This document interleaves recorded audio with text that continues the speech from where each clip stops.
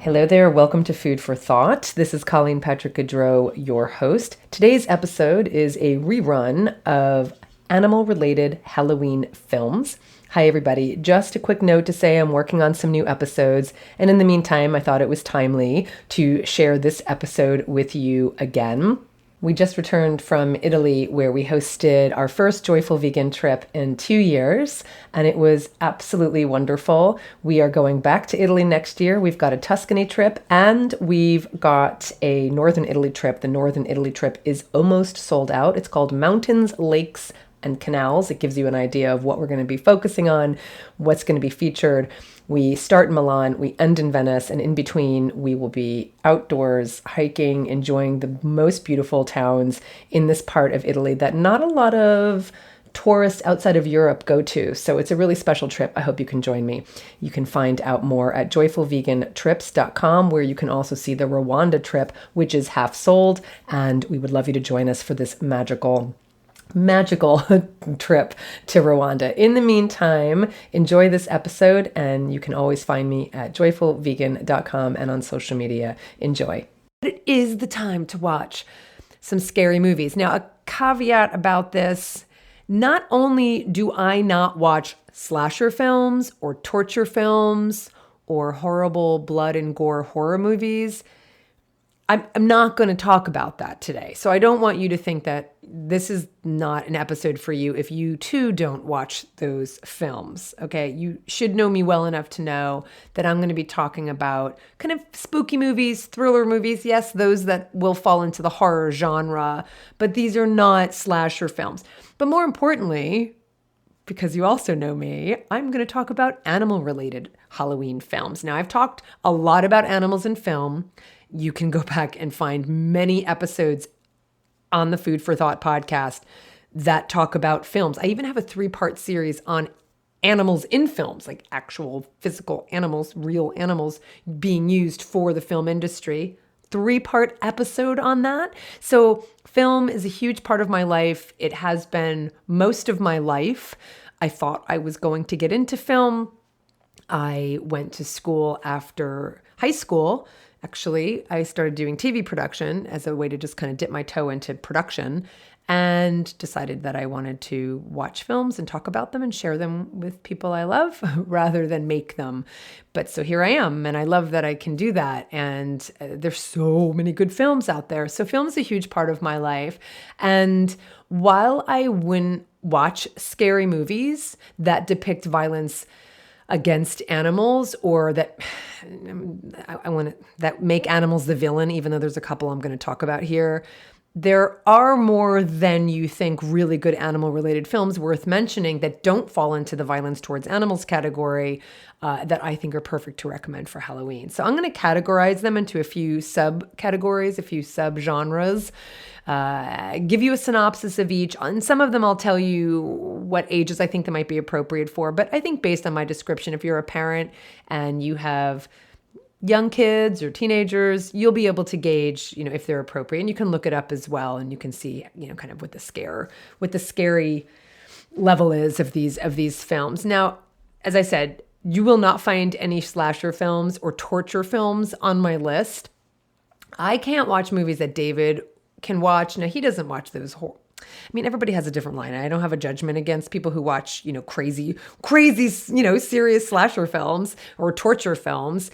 David can watch some of them, but he'll get a lot of kind of interesting, he's watched a lot of the Italian scary films. There's a lot of, Italian horror films.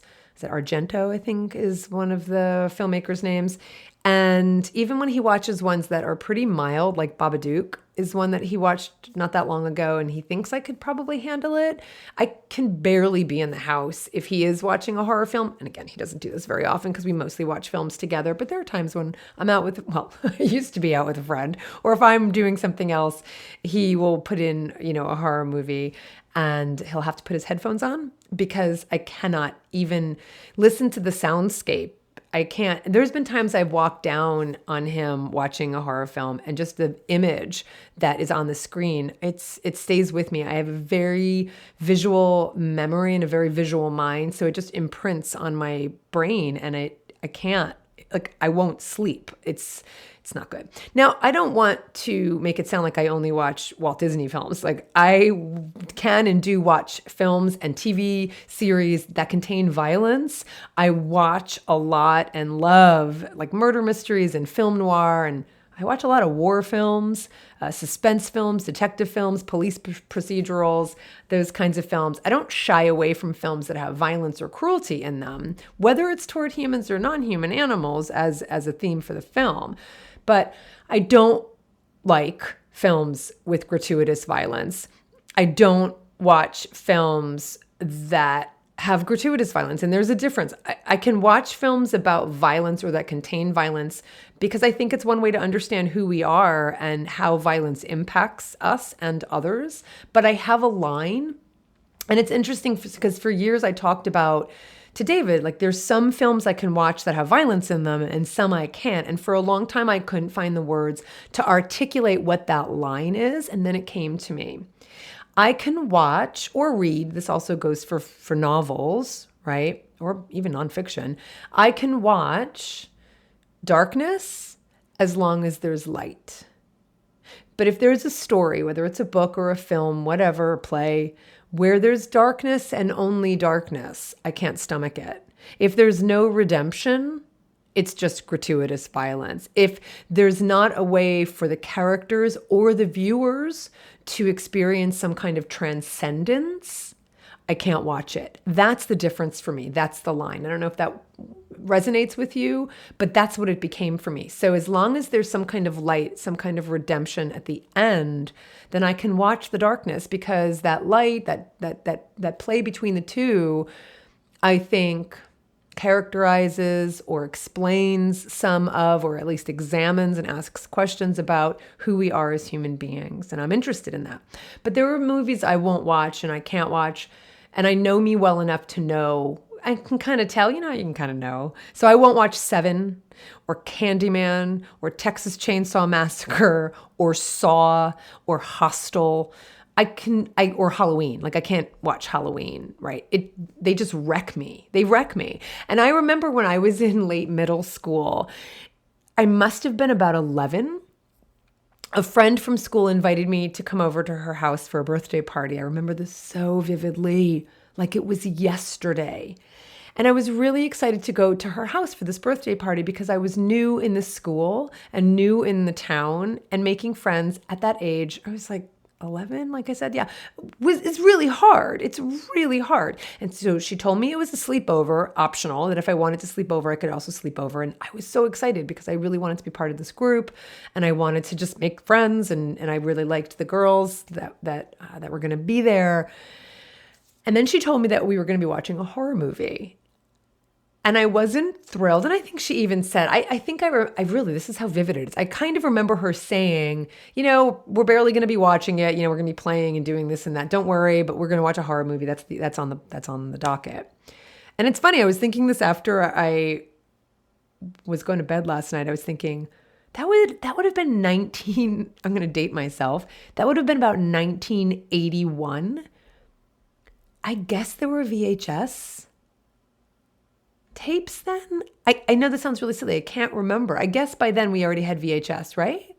I'm sure we did. We did. I'm certain. I have to go look. Because to have a birthday party at that age, when I was young, when I was 10 or 11, where we're watching a movie, unless it was, one of these movies where we know it's going to be on at 8 o'clock on this certain channel, and that's what we did. I don't know. I don't think so because she invited me back the next day. So I went. And I wasn't thrilled about the horror movie part. I was kind of bracing myself for it, but I went. And actually recently I looked up this particular friend. I have not spoken to her in decades because I lost touch with all these folks. I had moved to another town after this. And I looked her up recently. This was back in New Jersey, obviously. Looked her up. She lives 2 towns over from me now here in California. And I reached out to her on Facebook just to say hi. So that was kind of funny. So I had a good time. We all settled in, we started watching this movie, and it was horrible. It was awful. It was scary and brutal. And I remember it had Mary from Little House on the Prairie. I don't remember her name. I'll think of it.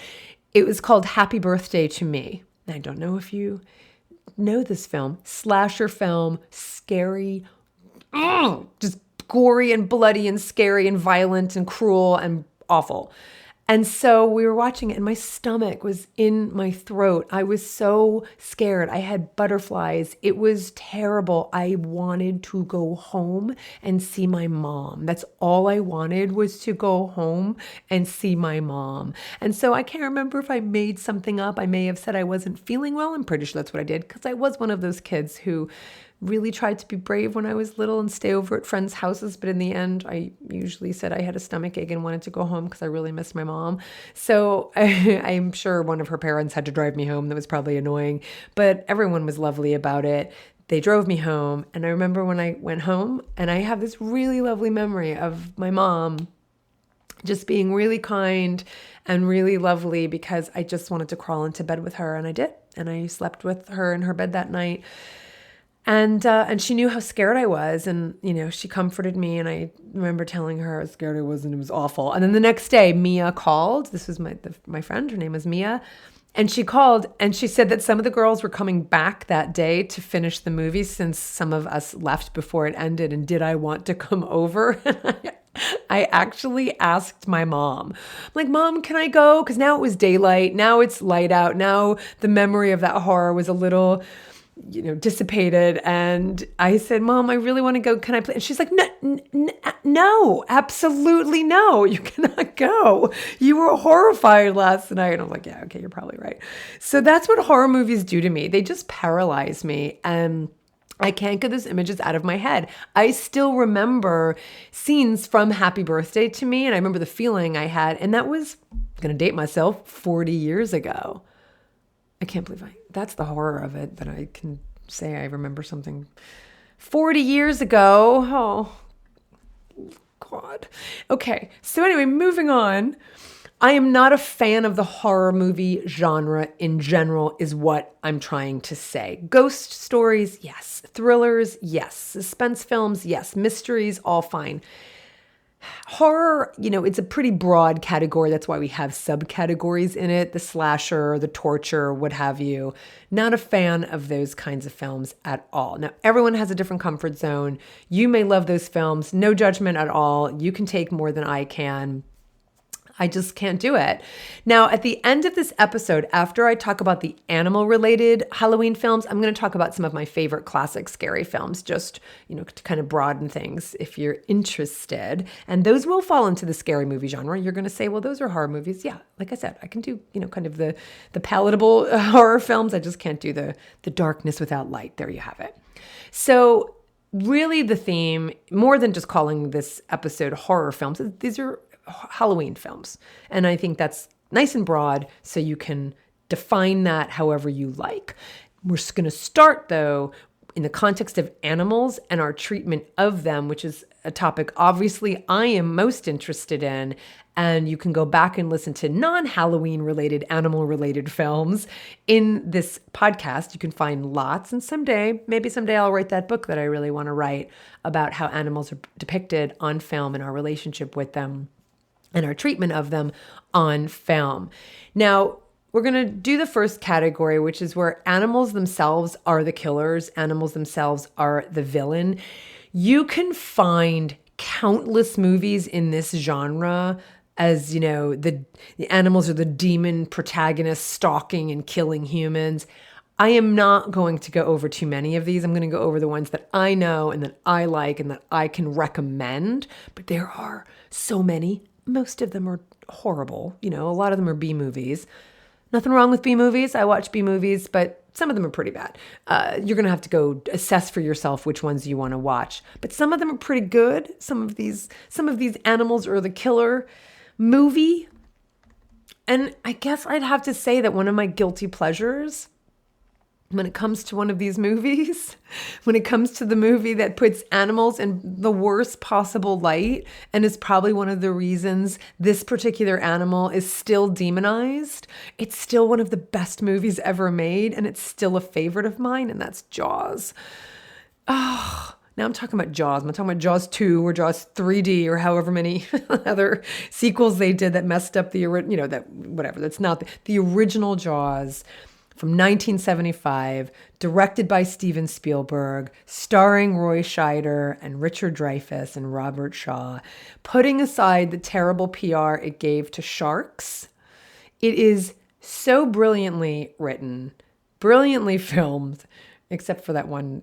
Well, there's a scene where, because he had to work with a mechanical shark because they were like in the studio. Anyway, long story, kind of, epic legend now at this point. But it's so beautifully acted. It holds up beautifully. We watched it recently and it holds up beautifully. In fact, if you want to watch a film that will resonate today in terms of, how shall I say this? In terms of how leaders should and do handle a major public threat and what they kowtow to, as opposed to doing what is right for the general public, watch this film through that lens, and you will be quite amazed and tickled, because it's so relevant in that sense. But in terms of just a good old scary, suspenseful film with a really good fear factor, it's fantastic. Best dialogue in this film. I could watch the scene where the three of them are on the boat telling stories, and when Robert Shaw's character tells the story of when he was in one of the boats during World War II that went down in the Pacific, and one by one men were being picked off by sharks because they were just bobbing in the water. The humans were waiting for a rescue boat, and they were there overnight. I think they were there a couple nights, and one by one men were being taken by sharks because that's what sharks do. And they are carnivores, and it's what's one of the most beautifully acted and incredible scenes. I could watch it every day. I should just watch that every day when I wake up, because it's just incredible. So watch the film, and we'll just put aside the fact that poor sharks get a really bad rap still from that film, but I can't do anything about that right now. I'm just telling you, if you want a good Halloween film, Jaws is it. Another one of those horror films where animals are malevolent and diabolically trying to kill people. It's still referenced today. It's so iconic, despite the film being 57 years old, is The Birds. And it really is still mentioned. If there are several birds gathering in one place and appearing menacing, people reference The Birds. Hitchcock, right? Hitchcock's The Birds. And I'm pretty sure it still contributes to crows having a poor reputation. Ravens, crows. It was filmed not far from me, which is kind of makes it fun to watch, because you can go up and see where it was filmed. It was set in Mendocino, but it was filmed in, I think it was Bodega Bay, which is not far from there. So it's pretty fun to go there. Basically, a wealthy San Francisco socialite pursues a potential boyfriend to a small Northern California town that slowly turns into this bizarre place where birds of all kinds are trying to kill people. They're attacking people. Anyway, they're mostly crows. And I don't know, it's one of those films that still, I think, again, it makes Birds the kind of crazy, we're just out to kill humans, kind of monster film, but it holds up. It's a good classic Halloween film. Another one that semi fits into this category. Oh, Michiko has just pushed her way into the room. Did you hear the door open? Oh, still opening. Hi. I had the door closed to ward off any sound that would distract me from recording,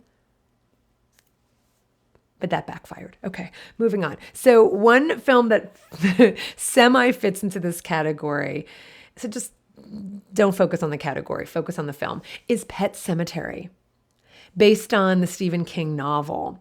Stephen King himself said that of all the horror novels he wrote, this one scared him the most. Now, I remember, I'd never read the book, but I do remember seeing the 1989 movie when I was young, and I definitely thought it was scary. Now, I probably wouldn't watch it again, mostly because there are other films I want to watch, but I could probably watch it again, even though I remember being pretty scared. Why don't you watch it? Tell me what you think. I think there's a new adaptation in 2019. Can't speak for it, not going to see it. If you see it, again, let me know what you think. I can make sure it's on the blog post. But the 1989 film seems to hold up well from what I can see. One of the things David and I use when we're choosing films and the way we have a lot of our films categorized is using IMDb. We do use IMDb a lot. We've used it since its inception. And you can always tell if a film, especially a film that was made 20 years ago, even 10, but mostly 20 years ago and beyond, if they have a rating, usually of 7 or higher is what we would say, then it's really held up. If a film, that's been out in the last few years has a rating of a 9, just give it time. Just give it some time in the oven and we'll see how it plays out. Because of course, if a film is very popular, it's going to get more ratings. But really the true test of a good rating on IMDb is a film that's been out for a little time. Now 6.6, which is what Pet Sematary from 1989, the rating is for that film.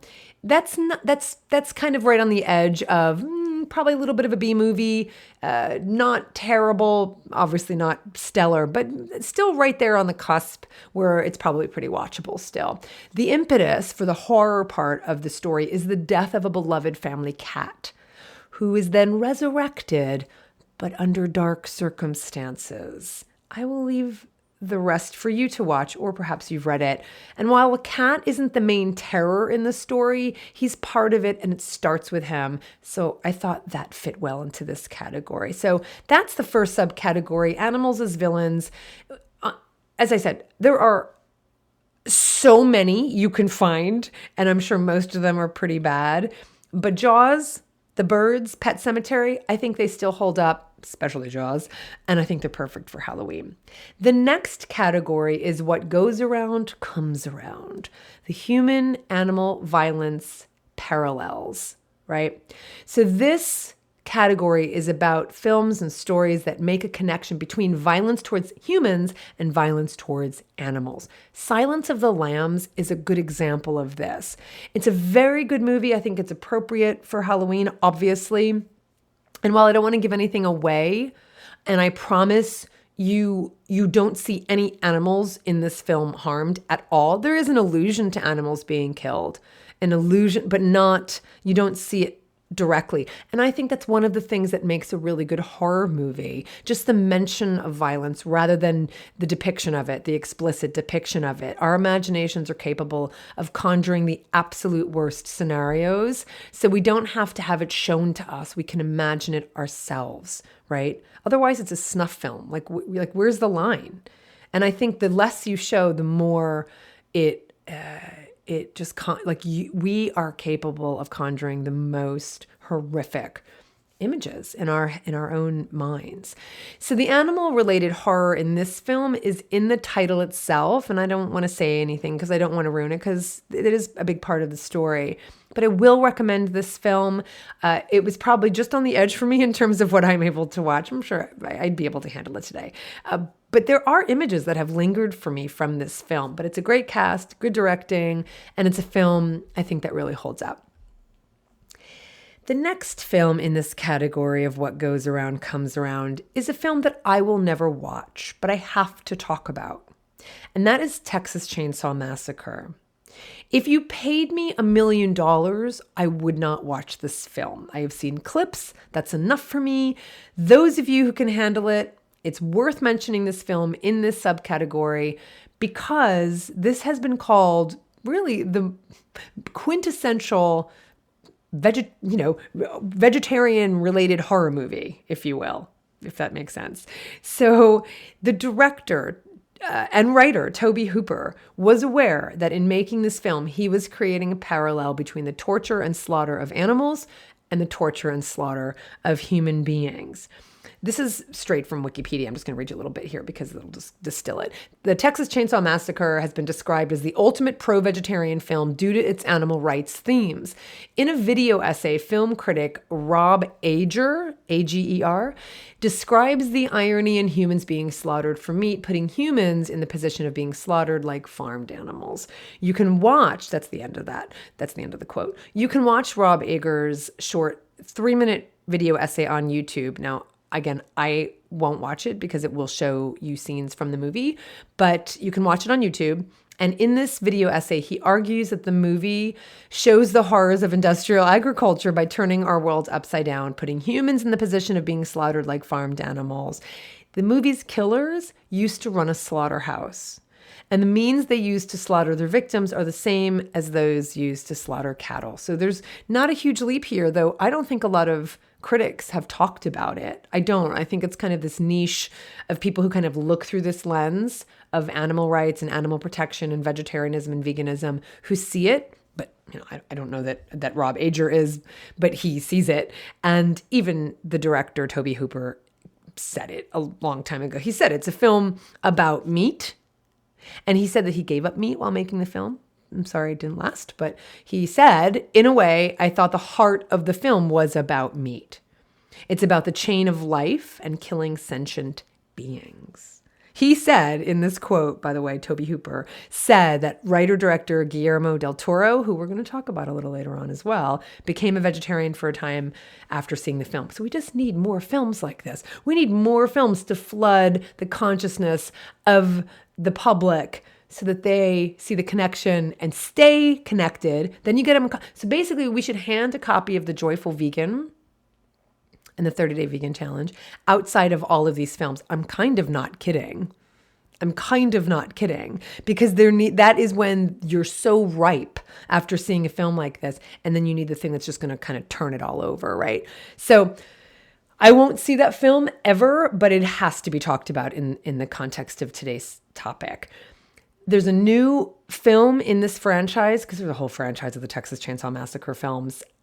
I won't be seeing that either. I think it's coming out in 2021, but you might want to look out for it. I won't be seeing it. Okay, so moving on to a much lighter version, a much lighter pro-vegetarian Halloween film. This might surprise you because you may not have ever heard of it. It's called Wallace and Gromit and the Curse of the Were-Rabbit. Okay. It's a 2005 stop-motion clay animated film comedy. And if you don't know Wallace and Gromit, I'm here to tell you that you need to know Wallace and Gromit. They're these characters, these British characters, claymation characters. The whole Wallace and Gromit franchise was created by Nick Park of Aardman Animations. And you'll remember that name because I'm going to talk about it again. Aardman Animations. And the whole Wallace and Gromit series consists of 4 short films and 1 feature-length film. But it's spawned like numerous spin-offs and TV adaptations. They are so delightful. Now, even if you've never seen any of the TV adaptations or the short films or what have you, you might remember a major motion picture that actually did quite well in the United States. Apparently, it grossed over $200 million, became the highest grossing stop motion animated film in history. You ready for it? It was created by Aardman co-founder Peter Lord and Wallace and Gromit creator Nick Park, and that was Chicken Run. So Chicken Run started out as a spoof of the 1963 film The Great Escape, which I highly recommend. Love that film. Great cast. But you'll remember it as the ultimate animal liberation film. The plot centers on a band of chickens who see a rooster named Rocky as their only hope to escape the farm when their owners prepare to turn them into chicken pies. Frankly, you can consider this a Halloween movie for kids if you want, right? Because Chicken Run is kind of like what Texas Chainsaw Massacre would be for chickens if they didn't escape. So you can kind of consider Chicken Run a Halloween movie for kids. But then you're going to have a conversation with them about that, which you have to. But it's a lovely, adorable. It's an adorable film. But the Wallace and Gromit film that I want to recommend for Halloween is Wallace and Gromit and the Case of the Were-Rabbit, like werewolf, were-rabbit. I have a whole story about werewolf. Not relevant to today's conversation, but it's fascinating. If you ever want to know, let me know. So it's Wallace and Gromit in the Case of the Were-Rabbit, and it was the second feature-length film by Aardman after Chicken Run. The film follows, of course, wonderful, eccentric, but really good-natured inventor Wallace and Gromit, his intelligent dog who never talks. He's mute. He never speaks. In their latest adventure as pest control agents, their company is called Anti-Pesto. Anti-Pesto, get it? Anti-Pesto. And they come to the rescue of a village plagued by rabbits before an annual vegetable competition. That's kind of a big thing in the UK. I don't know if that sounds as kind of cute and funny to those who don't get even just that, but like vegetable competition, it's a big thing in the UK. So that's the premise of the movie. It's the premise of the story. It's absolutely delightful. And I promise you, it has this. In fact, Nick Park referred to the film. Nick Park and his co-director, Steve Box, refer to the film as the world's first vegetarian horror film, which obviously I think Texas Chainsaw Massacre probably has those honors, but this is the one I can recommend you watch because it's not Texas Chainsaw Massacre. So if you want to watch the first vegetarian horror film, watch Wallace and Gromit and The Case of the Were-Rabbit.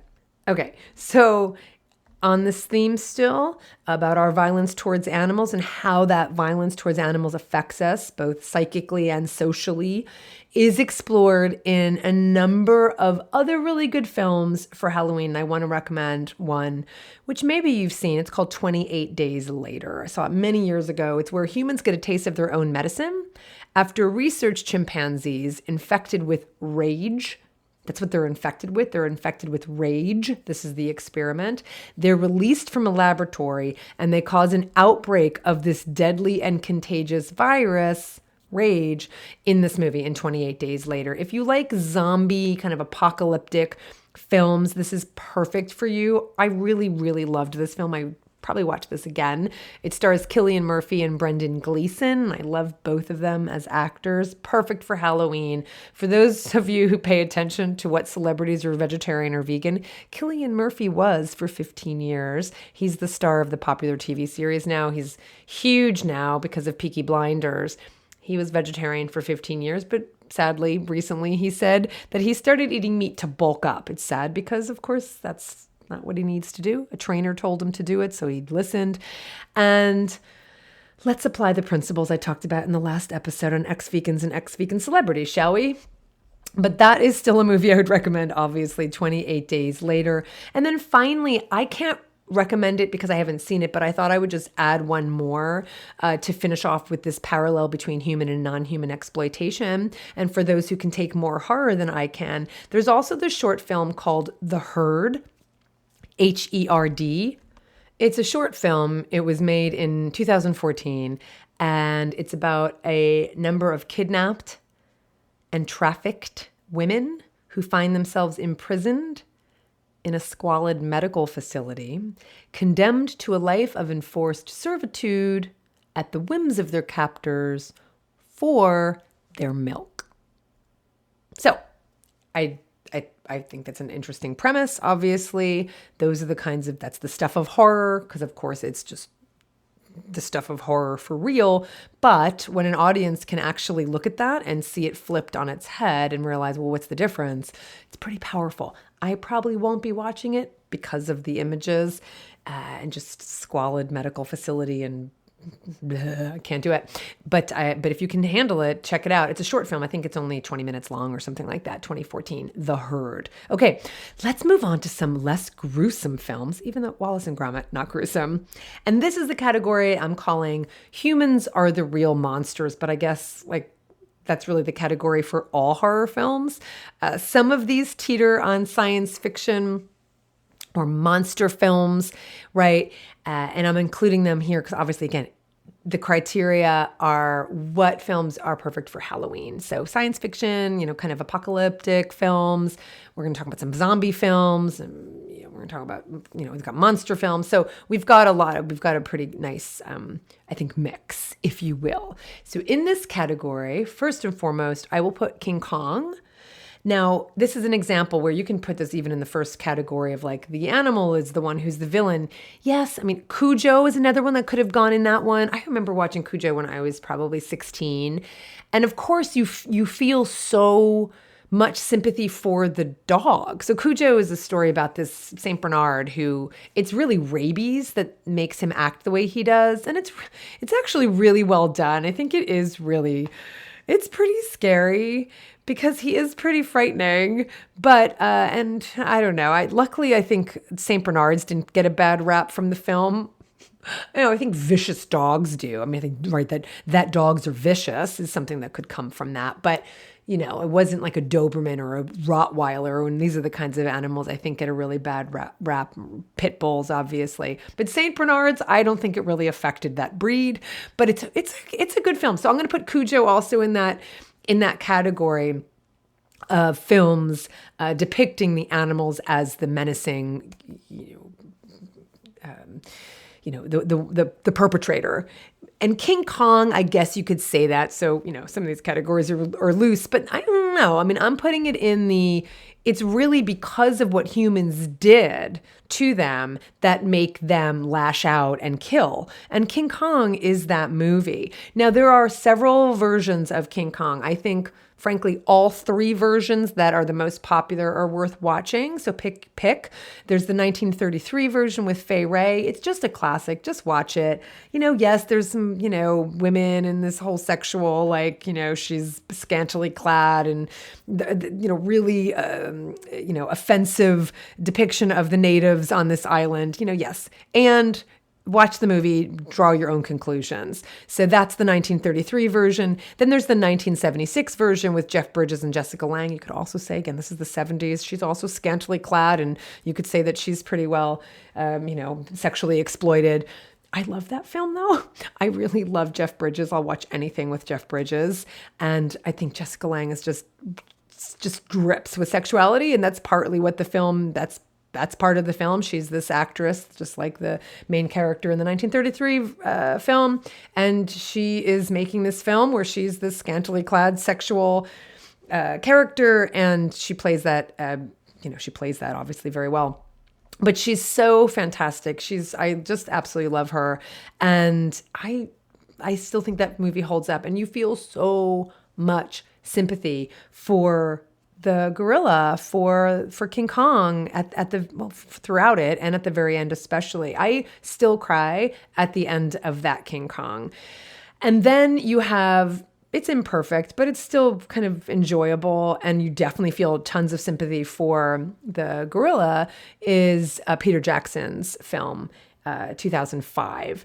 Now, it's not a stretch to say that in the end, even though the giant gorilla is supposed to be the menace, it's only because he's misunderstood, mistreated, kidnapped, and exploited by humans that he behaves the way he does, i.e. kill people. Now, in both the 1976 and the 2005 versions, when there's any consciousness to his killing, other than just killing people on his rampage, he kills those who are most responsible for his really sad and pathetic plight. So, it's a vengeance film, you could say, as well. So it's a great movie for Halloween. It's a great classic to share, I think, with kids. I think it's a great conversation starter about animal exploitation. And I think all of them are worth kind of mentioning. So watch whichever version or versions you are interested in. Now, Frankenstein appears here also in this category in our monster Halloween films for obvious reasons. But what, you might be asking, does that have to do with animals? Well, I've got an entire episode on the classic novel by Mary Shelley. I do a whole episode on Frankenstein and its relationship to animals and compassion. So if you're interested in that, go check out that episode. And since it was made into several film versions, it belongs here in this episode as well. So you can find me talking about the novel itself in a separate episode. But here, when we talk about the film, when we're talking about animal-related Halloween films, we have to talk about Frankenstein. It was also made into several film versions, and I would say the best one, I think, is the Frank Whale 1931 adaptation with Boris Karloff playing the creature. Again, so sympathetic. And it belongs in this category because we've got the humans are really the worst monsters of all, right? In short, Victor Frankenstein, he's the scientist. His ambitions lead him to create, life itself, right? Playing God. And he regrets his decision as quickly as the creature he creates is animated, right? From a corpse. The creature escapes, seems to go on a murderous rampage, and just when we think we're reading a horror story about a terrifying monster on the loose, Mary Shelley flips the script and tells us the story from the creature's perspective. And that's when you really see that the animal-like creature, if you will, is really more compassionate than his human creator, right? So who really is the monster here? Who really is the human being? And that's really the gist of the story. But there are some specific things around animals in the film and in the story, but it's also carried through in the film, which is really lovely that Frank Whale kept it in, about his tenderness, about his compassion, and you'll see that in the film. So I do really recommend Frank Whale's adaptation from 1931. I don't think I mentioned this to you, but when we were in Switzerland, because the story of Frankenstein, the inception was, oh gosh, who was it? It was Mary Shelley and Percy Shelley, and they were at Lord Byron's kind of summer estate. I think they were all like renting a house in Geneva at the lake in Switzerland, obviously, Geneva, and it was a dark and stormy night, and they decided to have a contest of creating a scary story. And so they all, in this dark, candlelit house on the lake during the storm, they each concocted a story. And Mary Shelley's story was Frankenstein. I mean, she started it there, but she obviously continued to work on it. And Percy, I think, was there to support her through it. But she wrote this story.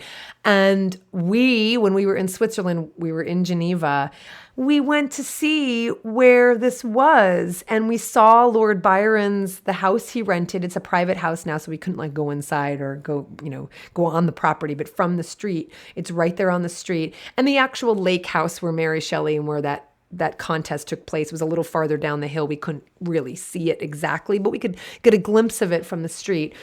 And it was pretty cool to just be there. I just love that. It was just really special to see exactly where they were and how you could imagine how creepy it would have been on the lake during a dark winter storm. So highly recommend Frankenstein, Frank Whale's 1931 adaptation. And of course, I have to give a nod to Mel Brooks' comedic take on the story in The Bride of Frankenstein.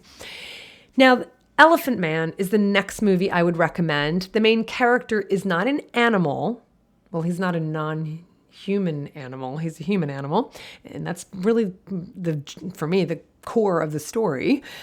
He doesn't change into an animal. He isn't part elephant, but he is looked at as an animal, as an other, right? Because he's so different. And truly the carnival aspects where he's put on display, it's really conducive to Halloween, and it makes it, for me, the most harrowing aspect of the film. And it's a David Lynch film, perfect for Halloween. I think any David Lynch film is, including Mulholland Drive. You want a nice, creepy movie that just leaves you like, what? It's Mulholland Drive, right? So David Lynch, anytime, or, Blue Velvet, any David Lynch film I think is perfect for Halloween, to be honest.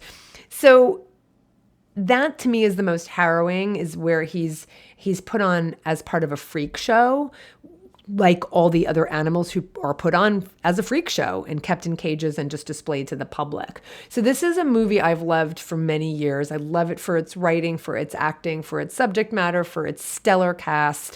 It stars Anthony Hopkins, the incomparable John Hurt, Anne Bancroft, who's incredible, John Gielgud. It's just incredible. It's a fictionalized account of John Merrick, who was a disfigured man in London in the 19th century. He was a real person who, as you can imagine, had a pretty hard time of it.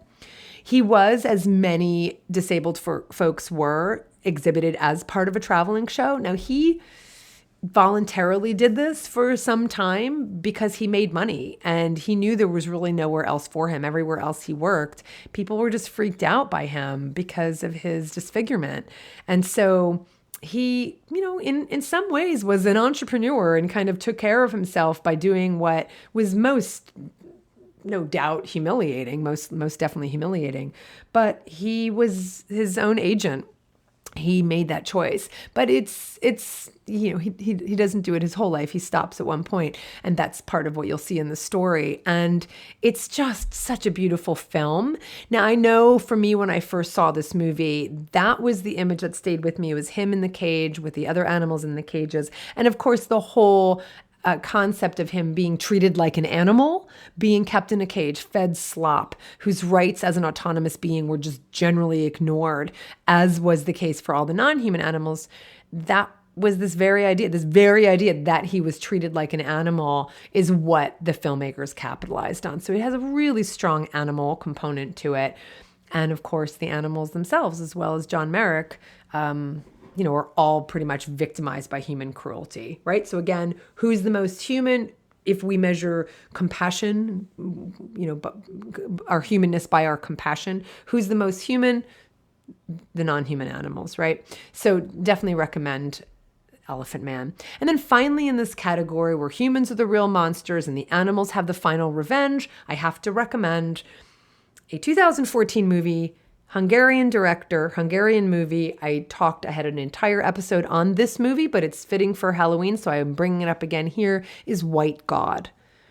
Now, White God melds several genres. There's realism in the film. It's got a science fiction aspect to it. It's got this apocalyptic texture.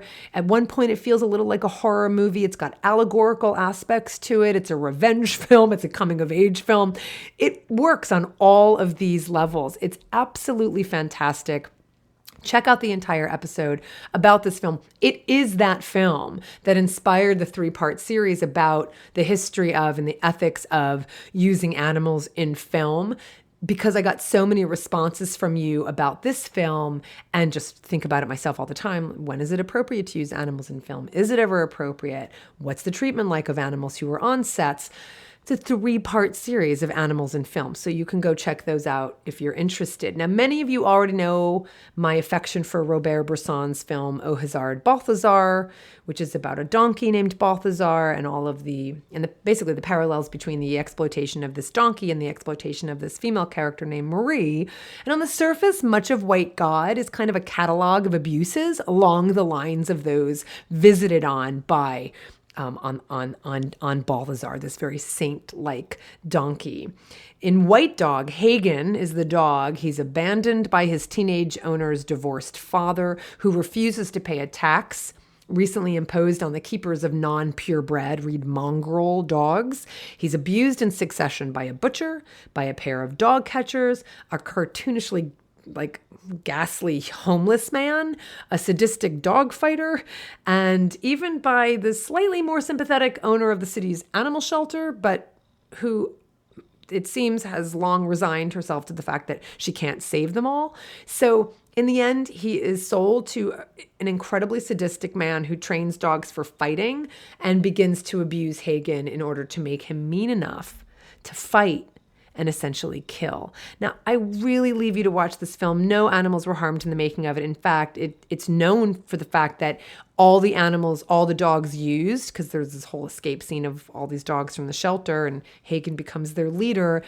All the dogs that were in the film, over 200, were all adopted. They were all from shelters, and they were all adopted afterwards. So it's a really brilliant film, and I really recommend it. I don't think you'll be disappointed, and I think it fits in our Halloween category, right? So again, this category of paralleling the exploitation of human animals and the exploitation of non-human animals, and that is culminated in a French horror film from 1960 called Eyes Without a Face. It's directed by Georges Franju.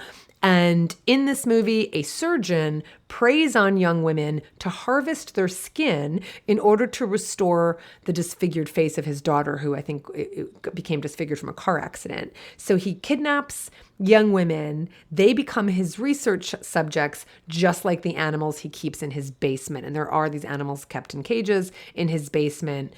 I think they're mostly dogs. For research purposes, we never see the animals being hurt, so don't worry about that. It's 1960. But like White God, the animals have the final word. I'll let you watch it. It is such a fantastic film. It's perfect for Halloween. Eyes Without a Face from 1960. And just in terms of drawing more connections, incidentally, the Criterion Collection's DVD version of Eyes Without a Face also includes Franju's 1949 documentary it's a short, called Blood of the Beasts, La Sang des Bêtes, and it depicts several Paris slaughterhouses. primarily those that killed horses. And it intercuts footage of animal slaughter with shots of children at play. And it's incredibly disturbing. It's an incredibly disturbing peek into real life and everyday horror. So rather than being simply a film depicting the realities of animal slaughter, La Sang de Bête is a film about the ways in which humans can accept and institutionalize acts of almost surreal cruelty. One critic says, like, if it's appropriate for a man in a suit to pose next to the dismembered body of a horse and for workers to sing and whistle while slitting their throats, is it any surprise that humans can reach a point where they give each other shrunken heads as presents? So anyway, the point is, we desensitize ourselves. Read the first chapter of The Joyful Vegan if you want to know about willful blindness and desensitizing ourselves to violence. That's exactly what that is. And he depicts that beautifully in that short film. I have watched that film. As difficult as it is, I have watched that short film. Now, La Sang de Bête would also prove to be the inspiration for another French film, which is also definitely a horror film, borders on the animal-related horror film theme, and I think it works. I haven't watched it. If you are interested, it's called Carne, from 1991, Gaspar Noé's Carne. I don't know if that's how you pronounce it in French, but Carne is how I would say it in Italian or Spanish. And it opens with the slaughtering of a horse, which, so again, I'm not interested. It actually, I think, is a real horse. I think they're in a slaughterhouse, so they film it.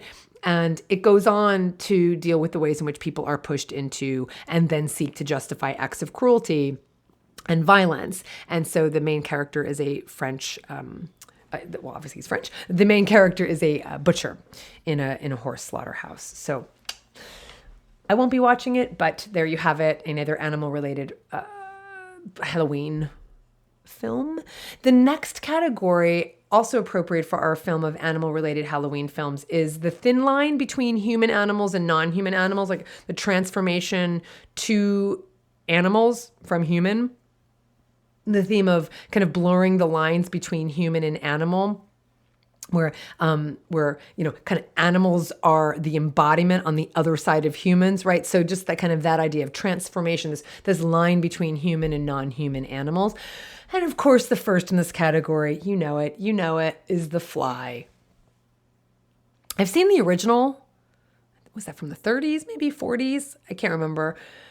But to this day, I still love David Cronenberg's version from 1986. It's so good. I haven't seen it in years, and I think I need to just revisit this for Halloween. Stars, of course, Jeff Goldblum, Gina Davis. It is so full of humanity and heart. I still cry at the end every time I've seen it. I mean, I haven't seen it in a while, but I probably have seen it 5 or 6 times. I used to watch it a lot when I was younger. Also more science fiction than horror, perfect for Halloween. There are some adult scenes, so I don't know if you're not comfortable with having your kids watch sex scenes. They're not terribly explicit, but they're sex scenes. Then maybe decide what age you'd want them to see it. Maybe not under 15 if you're going to watch it with them. I don't know how that works. I don't have kids, but it's such a fantastic film. So The Fly is our first in that category of humans transforming into animals. And then the second, which I know sounds kind of weird, is Cat People. It's another movie where there's a fine line between animals and humans. I say it's weird suggestion just because it's kind of campy. There's 2 versions of it. There's a 1946 version by Jacques Tourneur, and one of his films is one of my favorite films. His film Out of the Past is one of my favorite film noir films, but he directed this movie, Cat People, in 1946, and it stars the incredible Simone Simon. Now, my husband doesn't talk about female actresses. He doesn't talk about females at all. I go gaga over, I will fall in love with, I don't know, could be an actor. Most of them are dead, who I'm like, I love watching these, right, it's old films I'm watching, they're dead, but I kind of fall in love with them, and I don't make any mistake about it. I don't hide it. I don't do this with real people. I don't walk around the street with my husband and be like, he's really hot. That's not what I do. It's more of actors on screen, or there's one person I do this for real, but I don't pass him in the street, and that's Nick Cave, because he knows I'm in love with Nick Cave. So he's a real person. but there's no threat. So anyway, but David just doesn't talk like that. He doesn't talk about women he finds attractive, whether they're on screen or in real life. He just doesn't. Like, I've actually tried to get him. I'm like, don't you think she's gorgeous? Come on, she's beautiful. She's sexy. Like, how can you not? And he's like, you're the only, he does that. He really does. It's ridiculous. I'm like, shut up. That's stupid. You have to be like, stop it. But he does. He's just like, nope, you're the only woman I see. Okay, whatever. So there are a couple actresses he does that with where he finds them attractive and he'll say it. And I like it because I agree with them because they are beautiful. And one of them is Simone. I think she was French. I have to go back and look at the details of her life. I don't remember, but she is one of these actresses that just exudes. She's just sexy and adorable and just charismatic. You just love watching her every move, and he loves her. And she was in another movie that I would say is, I think, appropriate for Halloween. It's The Devil and Daniel Webster. If we can't talk about the devil and selling your soul to the devil at Halloween, when can we talk about it? So I would say this is another one I would recommend. It's not animal related, but it's the story, The Devil and Daniel Webster is the story about a farmer who sells his soul to the devil so that he can be more successful. And then he hires a lawyer, Daniel Webster, to get him out of the contract when the devil comes to get her due. Simone plays the devil. Yeah, she plays the devil. It's so good. It's 1941, The Devil and Daniel Webster. But she is the star of Cat People from 1946. And it's about an American man who marries a Serbian immigrant, and that's Simone, who fears she will turn into the cat person of her homeland's fables if they're intimate together, so if they have sex. So there's a lot of kind of like underlying sexual innuendos in this film. And I say that only because I know people don't think that there was sex in film before 1980. I don't know. There's so much sexuality in films in the 30s and the 40s. Beyond, like, obviously, it's about humans. So you've got a lot of that in the 1946 film. And that's the premise, is that she's afraid if they have sex, that she's going to turn into one of these cat people. So because Tournear made this film with his cinematographer that he made other like black and white film noir films with, they just play with shadows and light. And it's just really beautifully shot. So it might be a little cheesy, campy for you. I think it holds up. I think it's really good. But if you want to watch a more contemporary version, which I think is actually inferior to the 1946 version. It is the version by Paul Schrader.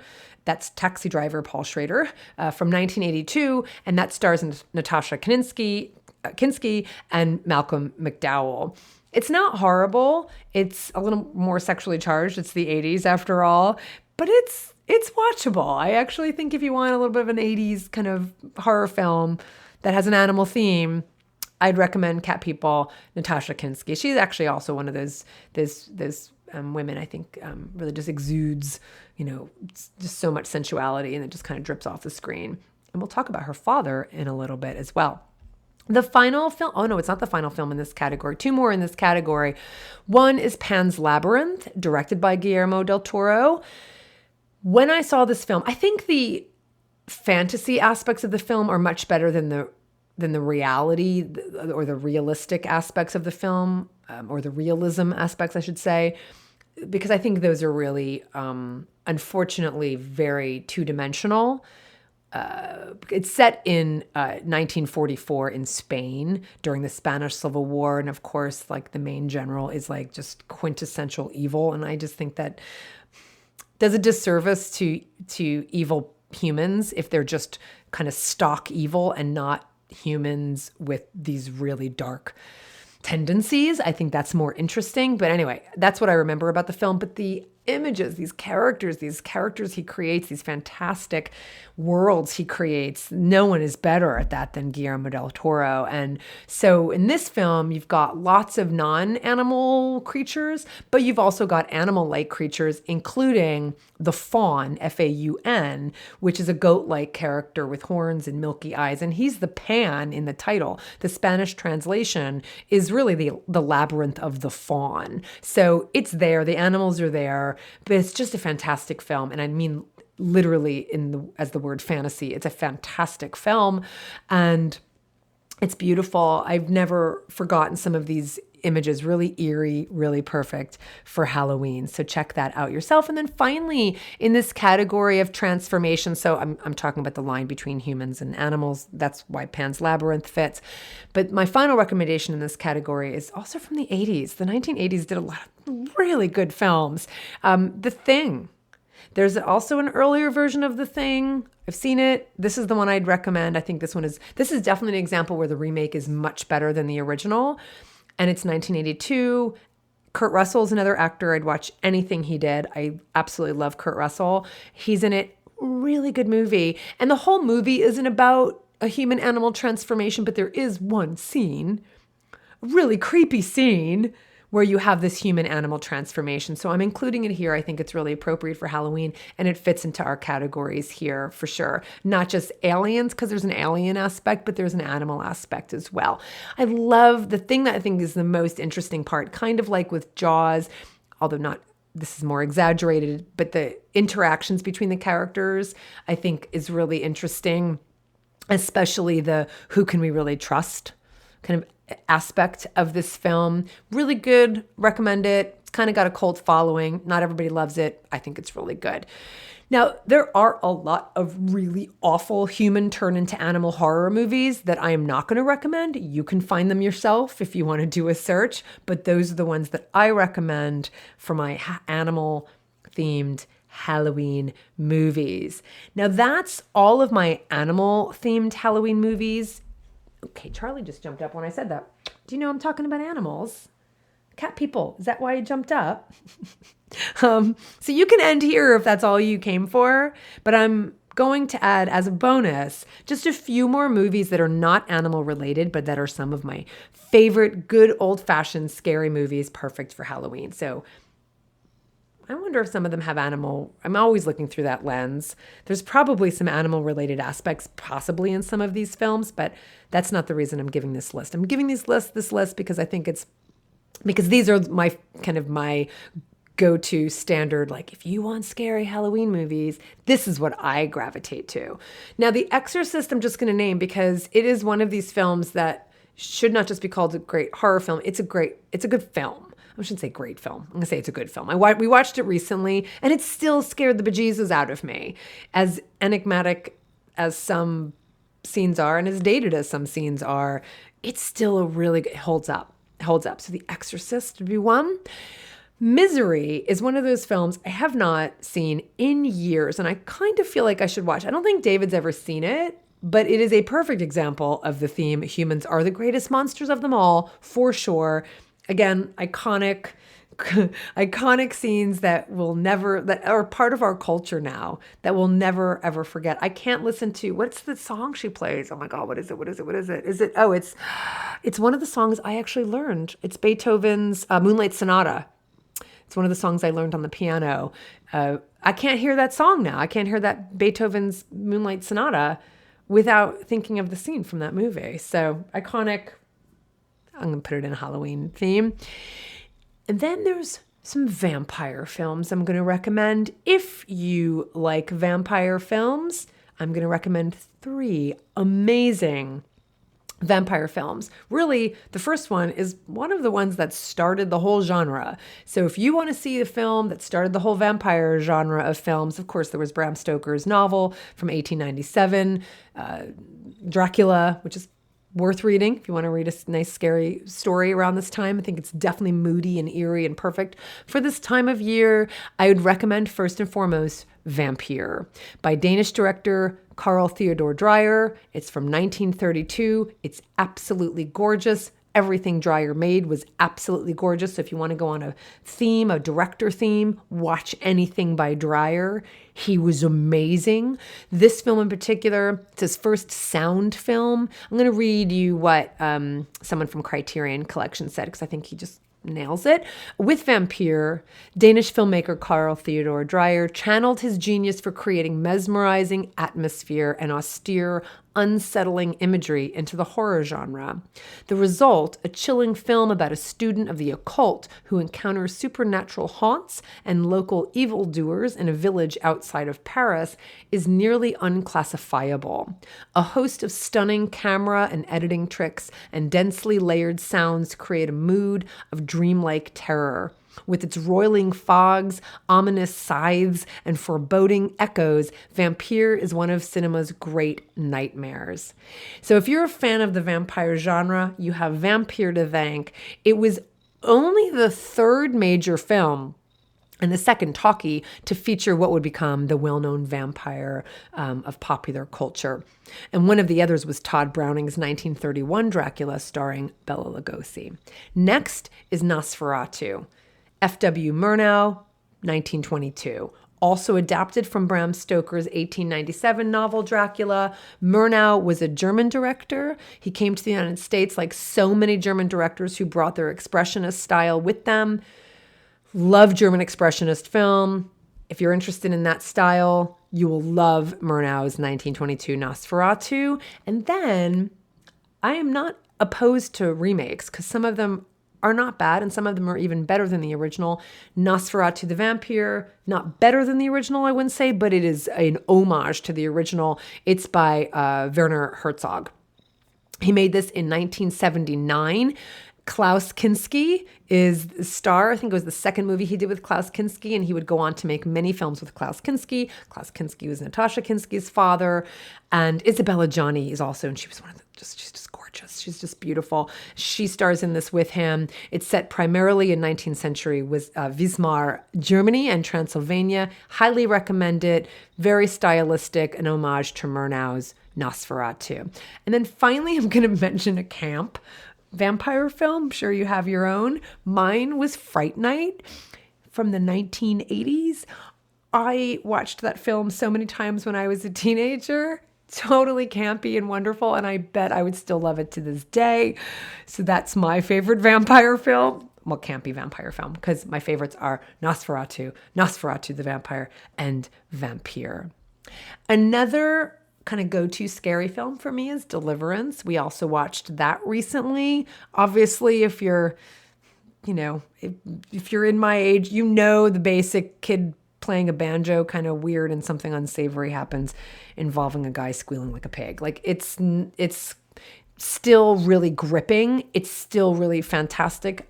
Jon Voight is another actor I'd watch anything with. Burt Reynolds is fantastic. Ned Beatty, fantastic. Highly recommend it. We watched it recently. I had trouble sleeping that night. Yeah, it still holds up. It's amazing. Another one of my favorite directors is Henri-Georges Clouzot. And his movies from the 50s, they're just absolutely gorgeous. Les Corbeaux is one, which means the raven, I think, but it has nothing to do with birds. And Wages of Fear, OMG. But his quintessential thriller, which you may have heard of, I think there was also a remake. Don't even bother. Watch the 1955 Diabolique. It's like old school fear, one very big shock out of a twisty menage murder. And there's a headmistress, a wife, and his mistress. Watch it. It's so good. There's the possibility of some supernatural. It's perfect for Halloween. Honestly, it's fantastic. Diabolique means the devils. Another one I'd recommend for Halloween, not animal related, but wow, is Let the Right One In. I actually should include this, I guess kind of in our vampire, but not. I guess it's a vampire movie. I should have included this in our vampire category. Swedish vampire movie called Let the Right One In. And like in our movies where we're sympathizing with the killer, i.e. the animal, in this case, we sympathize with the main character who's a little girl watch it. I don't want to say anything else. It's incredible. Let the Right One In. And what else do I want to say? Shining. It's a classic, still a classic Halloween film. The Haunting is a 1963 film. I think people are now aware of The Haunting because The Haunting of Hill House, which is a short story by Shirley Jackson. I love Shirley Jackson's, actually it was a novel. I love her short stories. I love her novels. It was adapted into a film in 1963. It's a British film starring Julie Harris and Claire Bloom. Russ Tamblyn, if you know Russ Tamblyn, who's fantastic. If you know Seven Brides of Seven Brothers and West Side Story, he was an amazing acrobatic dancer. Anyway, he's in it. And it's about a small group of people invited by a paranormal investigator to investigate a purportedly haunted house. I think it's been made into a series. I haven't watched the series. Maybe it's good. I don't know. Let me know. But The Haunting, the 1963 film, love it. Another campy film I want to recommend is The Bad Seed. It was also remade in the 80s, I think, with like Drew Barrymore. Don't bother. Watch the 1956 psychological horror thriller film. It's melodramatic. You will never hear the word Rhoda again without saying Rhoda, like the way the mom says. You have to watch this film. It's totally campy. It's so worth it. It's so fantastic. Settle in for camp, but it's just worth it. Okay, The Bad Seed. Definitely a haunting movie that I recommend if you like old movies is Carnival of Souls. I think it's in the 50s. Gosh, I have to go back and look. I don't have that date here. The Carnival of Souls, there's a church organist named Mary who is a car crash survivor, and she moves to this new town and she finds herself drawn to this carnival, this old abandoned carnival, and she encounters some very spooky things at night. It is so spooky and so well done. Iconic images from this film David and I still talk about. We saw it about 15 years ago. And then finally, in my general category of horror films I recommend is the seventh, I say horror films, Halloween appropriate films is The Seventh Seal. This is an homage to Max von Sydow. Of course, it's an homage to Bergman. Ingmar, and of course, I love Bergman films, all of his films. But this one is an homage to Max von Sydow, who actually was also in The Exorcist. He died this year. I think he was like 95 or something, 91. He died this year, 2020, on my birthday, on March 8th. And of course, it's this classic, incredible 1957 Swedish historical fantasy film. It's set in Sweden during the Black Death. So seems kind of appropriate to watch this now. Tells the story of the journey of a medieval knight, Max von Sydow, and a game of chess he plays with the personification of death, who has come to take his life. So if you can't have a movie about death personified in a podcast about Halloween appropriate movies, I don't know what else to say. And then finally, I really do want to give some final favorites in its own category, because Japanese ghost films, Japanese horror films just really deserve their own category. Nobody does ghost films like the Japanese, honestly. They're just so moody and ethereal and scary.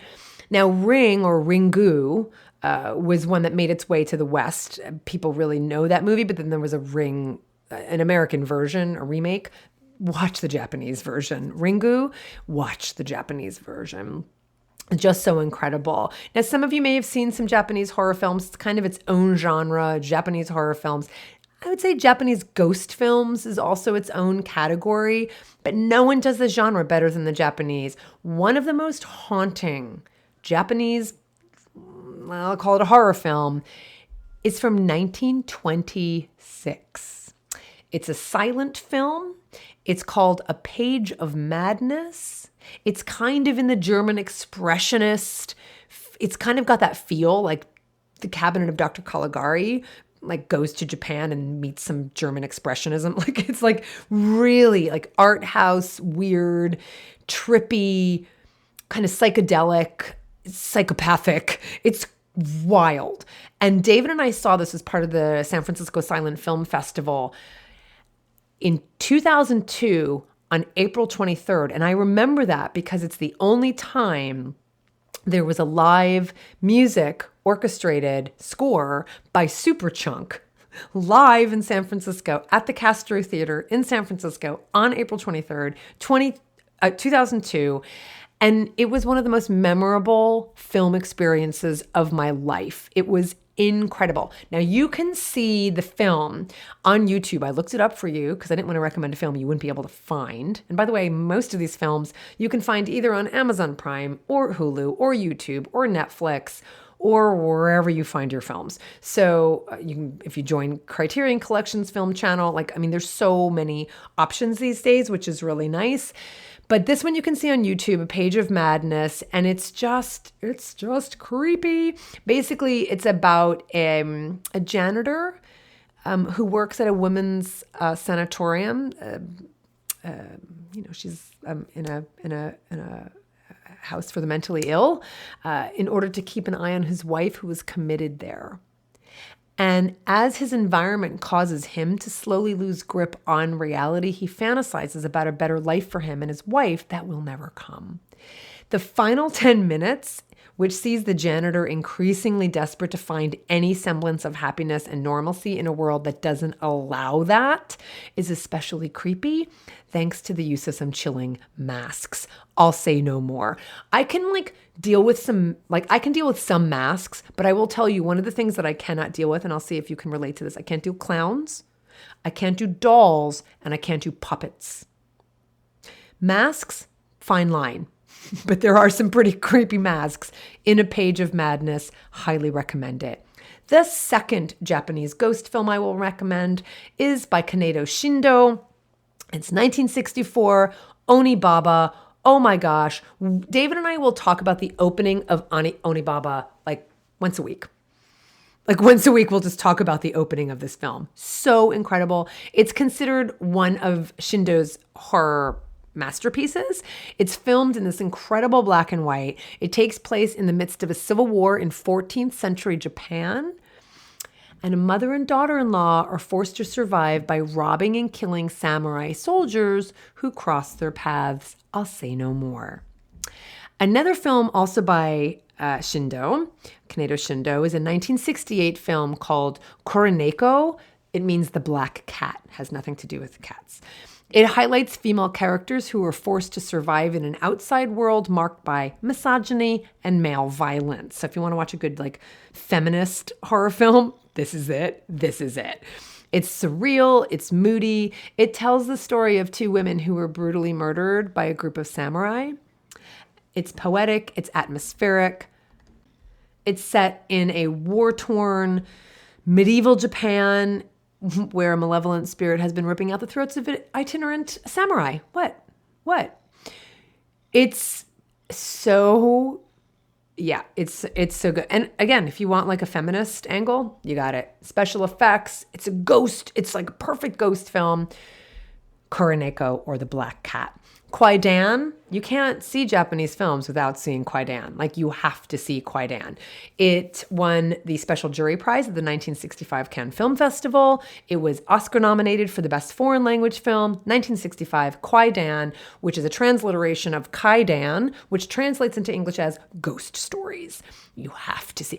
If there is any film on this whole list, if you wanted to see quintessential ghost stories, watch Kwaidan. It's by Kobayashi. You have heard me talk about Kobayashi. He is one of my favorite movie directors. He directed The Human Condition. He is an incredible director. And there are 4 tales in this whole film inspired by Japanese folklore. Kwaidan, Kwaidan. Another Japanese film, kind of less ghost, more psychological horror, is called The Face of Another, 1966, based on the novel by Kobo Abe. And it stars my favorite Japanese actor, Tatsuya Nakadai. He's one of the ones that David knows I'm in love with, even though he is 84 years old. Is he? He's probably 85 now. He was born the same year as my mom. I think he's still alive. My mom's not, but he's wonderful. And he just made so many incredible quintessential Japanese films. And he did a few for Kobayashi. He stars in The Human Condition. So watch The Human Condition, watch The Face of Another, watch Kwaidan, which is by Kobayashi. The Face of Another is about this, let's see, it's about a man who receives a face mask from a renowned plastic surgeon, but his new facial identity takes a toll on his mental health. So he was in an accident. And he was there's like an industrial accident. So he needs a new face. So he gets this reconstruction with this mask. Anyway, it is, it's really surreal and it's really good. And it kind of has, it actually has kind of a feel of like Frankenstein and also Eyes Without a Face. So you can watch all of those together as part of its own theme. Another final kind of erotic horror that I'm going to end with is 1964 film called The Woman in the Dunes. It's also based on a novel by Kobo Abe, and it's about an entomologist who visits sand dunes for research, and locals offer him sleeping quarters at the bottom of a sand pit, and in the pit, he meets a widow who lives there. When he wakes up in the morning, the ladder he used to enter the pit is gone. And he's been condemned by the locals to help the widow perpetually dig sand out of the pit she calls home. It's existential, surreal, philosophical, and absolutely beautiful. And I highly recommend it. And I think it's appropriate for Halloween. 1964, The Woman in the Dunes. Creepy. I could make so many more suggestions. I could suggest thrillers and suspense films and German expressionist films. I was going to do films and TV series that are appropriate for Halloween. I can't. I'm done. I've got nothing else to say. I have more to say, but I've been doing this for 90 minutes and I have to stop. Now, I do not just associate Halloween with horror movies at all. If you look at our house decorations, like our yard decorations compared with our neighbors, our decorations are pumpkins and scarecrows. I have like a headless scarecrow with holding his pumpkin as his head because it reminds me of like the really scary kind of like Washington Irving films. I mean, novels. See, I'm tired. From like New England, 19th century, like that kind of stuff. That's what I love, is like the harvest aspect of this year and scarecrows and that kind of thing. Ghost stories. And that's what this holiday is about, right? It was the harvest. It was, it goes back to Samhain, which is a holiday of the ancient Celts, and it really had to do with harvest. And now those are the roots of our modern day Halloween and the Catholic holiday, All Souls Day, right? The festival of Samhain is a celebration of the end of the harvest, and the term Halloween is a word that's been shortened from All Hallow Even. It's the evening before All Hallows Day, All Saints Day. Hallow means holy, so it's the evening before All Saints Day. Many European cultural traditions hold that Halloween is one of the times of the year when spirits can make contact with the physical world, and this is seen in the Mexican holiday, the Day of the Dead, or Dia de los Muertos, whose emphasis is on honoring the lives of those who died and celebrating the continuation of life. So this holiday is about death, but leave it to the humans to make it about violence in these films. So that's for my line. Like, I don't mind kind of going there and Seventh Seal, death, ghosts, the other side, kind of that kind of thing. I think that's super appropriate. And of course, I like thrillers, and I love the idea of the vampire. Like, that's super fun as well. But I just can't go too dark. We all have our lines. But I hope this was fun for you, and I hope you enjoyed looking through the lens of animal-related themes. I hope you pass this on to others. I hope you watch these films beyond Halloween. I just thought this was a fun time of year to produce this episode, and I really want to hear what you think. I'd love to have a film club. We can do something like that. We can just start by discussing any of these films on the podcast episodes page on joyfulvegan.com. So go over there, and if you want to start discussing the films, let's have at it. I mean, I'm super, super excited about that. We could have an animal-related film club. It's something I've been talking about for a long time, but that's all I have right now. I think that's plenty to hold you for quite some time. Do share the blog post when I get that up. When I say blog post, I mean it's going to be the episode's post up on the website. That's going to take me a little longer to get up. But in the meantime, I hope you enjoyed this. Have a wonderful Halloween. Have a safe holiday. And let me know what you think about this episode. I'm super excited to hear from you. For the Animals, this is Colleen Patrick-Goudreau. Thanks for listening. And Charlie thanks you too. I don't know if you can hear Charlie, but he's purring right now. Charlie.